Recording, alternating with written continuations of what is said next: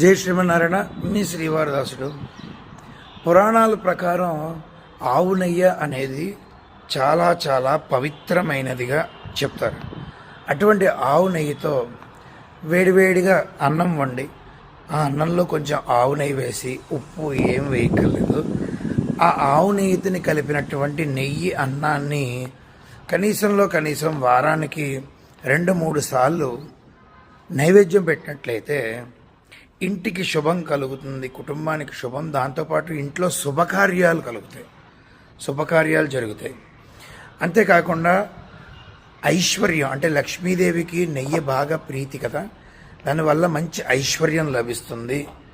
అంతేకాకుండా మంచి ఆరోగ్యాన్ని కూడా ఈ ఆవు నెయ్యి ఇస్తుంది. నైవేద్యం పెట్టిన తర్వాత ప్రసాదంగా స్వీకరిస్తే మంచి ఆరోగ్యం లభిస్తుంది. ఎంతమంది ఈ విషయం